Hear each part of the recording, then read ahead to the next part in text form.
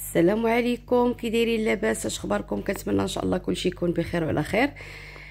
كما كتشوفوا انا سبق ليا ودرت الكميات ديال العسل اللي غادي نصايب. درتها بايته، يعني درته في الليل القوالب ديال السكر، لان هذا العسل ديال قالب السكر ماشي ديال سنيده، اللي ان شاء الله غادي نوريكم المراحل مي غيدوز وكيفاش غادي يصدق ليكم. كما شفتوا انا مبيته الكميه ديال، انا دايره كميه كثيره ديال العسل ديال القالب. كنديرو كيبات باش كيذوب ليا بحال هكا، يعني كيجيني بحال الكراميل، يعني معلك باش كيجيني ساهل في الطياب، وكنعرف شنو غادي ندير. ماشي كنجيو نحط القالب وندير الماء ونسد وصافي وهي هذيك، لا، انا ها نتوما كما كتشوفوا دايره كميه كثيره. انا غنعطيها لكم بالقالب، يعني كل قالب ديال السكر كديري نص سيطرو ديال الماء، يعني بحال عندنا جوج قوالب كنديروا فيهم يطرو د الماء. كنتمنى ان شاء الله يكون كتفزقيهم فيه وتخليهم يباتوا، والغد ليه ان شاء الله عاد بدا يتحركي بحال هكا باش ديري الحامض اللي غادي نعصروه. بحال دابا بالنسبه لهذا ديري حامضه عصريها، وداك الماء ديالها حطيه ورمي دوك الحامضات هكاك، حيدي لهم غير داك العظم ورميهم هكاك دايرين، ماشي مشكل. وكنديروا القرفه عواد. انا هاد جوج طريقات اللي درت، يعني درت غير القرفه والحامض، ما درت لا اتاي لا والو، غيعطي واحد اللون غزال.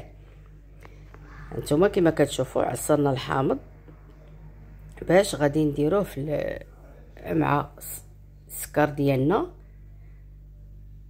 باش يولي لنا العسل مزيان.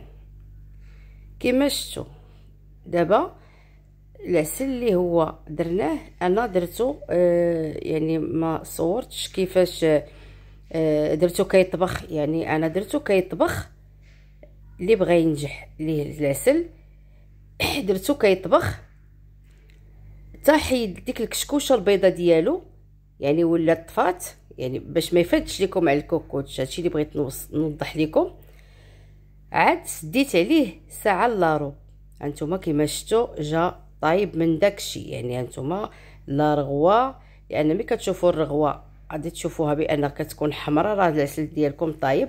كنمرقوه بواحد نص كاس ديال الماء باش كطلع ديك يعني كيفيض بحال كيفيض. وانتم كما كتشوفوا الحامض ديالنا مذهب والغليه راها حمراء. هانتوما كما شفتوا العسل ديالنا راه واجد صافي. هادشي اللي كنبغي نوضح لكم، حيت بزاف الناس تقول لك لا قصاح ديال لا بقى جاري لا بياض لا هذا، لا ديروا غير الطريقه هذه، لان عندي طريقه اخرى في القناه. هاد الطريقه حتى هي راها سهله، يعني لقيتها انا خليت العسل، يعني داك العسل ديالي السكر تذاب مزيان ودار حيد الفيضاء، يعني حيد الكشكوشه. عاد انا سديت عليه ساعه الا ربع، جا من داكشي الرفيع. وانتم غادي تشوفوا في الاخير كيفاش جا. صافي العسل راه باين عاطي اللون، وغيجينا ان شاء الله معلك زوين. ديما اي حاجه بغيتو ديروه طيبوا العسل ديالكم من احسن ديروا العسل ديال القلب.